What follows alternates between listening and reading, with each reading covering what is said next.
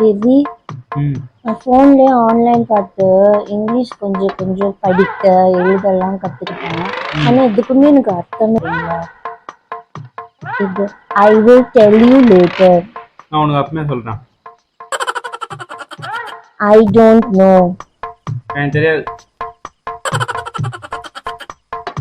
I will learn first and then explain you. நான் first தெரிஞ்சுட்டு அப்புறம் உனக்கு சொல்கிறேன்.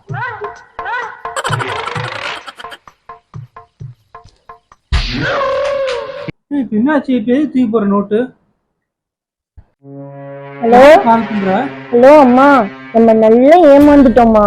இந்த மாப்பிள்ள நல்லா படிச்சிருக்காரு, 2 டிகிரி படிச்சிருக்காரு, நல்லா இங்கிலீஷ் பேசுவாரு, அப்படி இப்படின்னு சொல்லிட்டு வந்து பொண்ணு கேட்டாங்க, நீங்களும் கட்டி வச்சிட்டீங்க.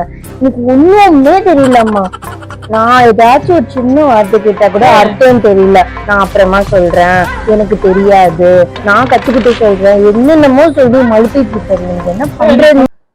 நம்ம நல்லா ஏமாந்துட்டோம். ஆனா இந்த லூசு கல்யாணம் பண்ணிட்டு ஒண்ணுமே தெரியலம்மா, தண்டமா இருக்காங்க.